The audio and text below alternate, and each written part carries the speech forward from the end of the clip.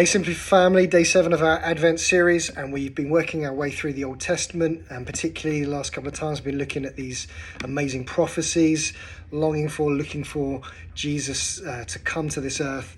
And we were encouraging each other, particularly in Isaiah, I'm going to be in Isaiah again, about the increase of his government, or the government that Jesus will bring, and of peace, that there will be no end. And we pick up another prophecy here in Isaiah chapter 40, just the first 5 verses. It says, "Comfort, comfort my people, says your God. Speak tenderly to Jerusalem. Cry to her that her warfare is ended. Her warfare is ended. That the iniquity is pardoned, and she has received from the Lord's hand double for all her sins.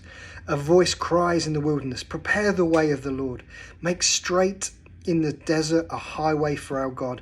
Every valley shall be lifted up, and every mountain and hill be made low. The uneven ground shall become level, and the rough places a plain.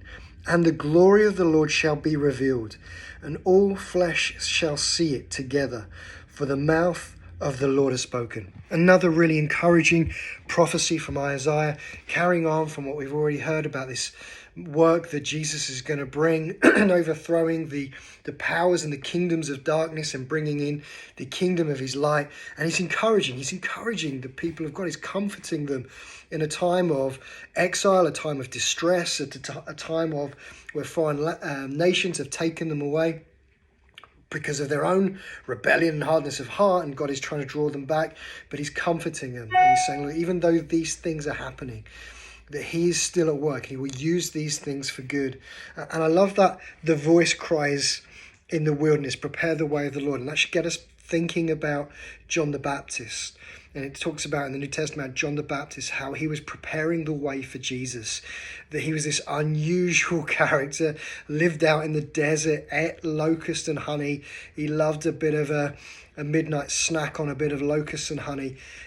But he had this amazing message that he was sharing, this good news of the king that they've been looking for is on the scene, that Jesus is on the scene, and he's preparing this way. And what I love is we read that what will happen as a result of Jesus coming and establishing his kingdom, and the way that he wants to prepare us is through going through this desert, or what would look like barren lands, but he's going to create a highway that even though things might look like there's no life and very barren, like a desert, there is a highway. Jesus is going to make a way. John the Baptist is pointing this way to Jesus, who will bring life. And it says, every valley shall be lifted up, and every mountain and hill be made low. The uneven ground should become level, and the rough places are plain. Again, I just love that. It gives me this picture of, life can often be so up and down, can't it? 1 minute we're celebrating God, he's amazing, he's done all these things, and the next minute we're going, oh no, energy prices are rising, and I don't know, another bout of COVID, or it's, excitement of Christmas, but how are we going to, provide and meet all the bills that are needed around that time? And so we get this up and down, and 1 minute we're up on the mountaintops, next minute we're in the valleys, and just sometimes we just want some kind of level ground of which we're just walking in step with God, and that there isn't this just crazy going up and down like a yo-yo. And what this is encouraging us with, that in and through Jesus has made a way for us to live on this level ground.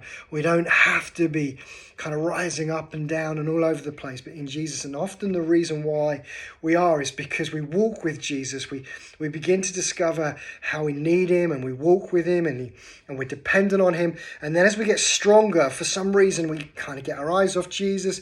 We take it back for ourselves. We've got our own strength, a little bit like Peter when he steps out the boat and he's walking on the water, and then he sees the storms around him and suddenly he sinks. And so what happens to us? We start getting kind of too clever, too comfortable in our own strength, and then we sort of start, without knowing it, not even purposefully, we start walking it on our own.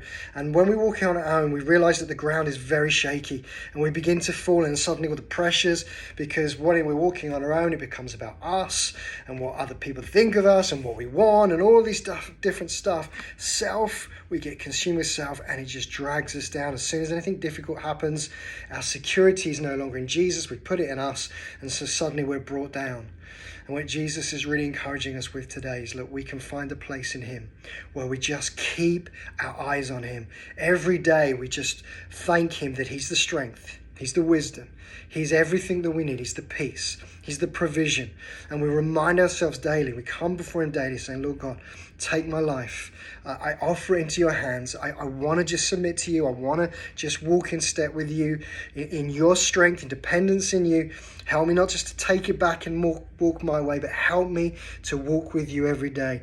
And if we do, we will experience this level plane, this strength that comes from God. And this is where it finishes.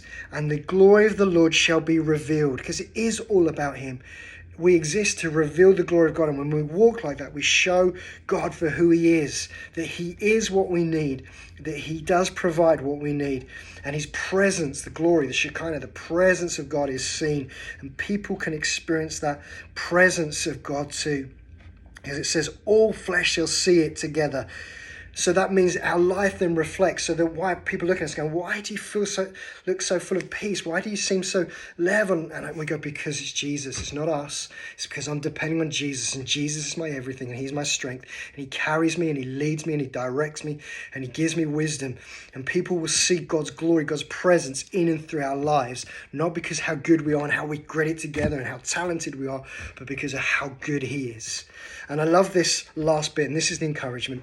The mouth of the Lord has spoken. And what we should say is, well, if God has spoken it, he will preside over his word and he will carry it through. As we read in Isaiah, it doesn't return to him void, but it accomplishes all that it was set out to do. So be encouraged today that as you surrender, as you keep every day just giving your life to him, he will accomplish in and through you all that he needs to, and people will experience God's presence just because you've been walking with him.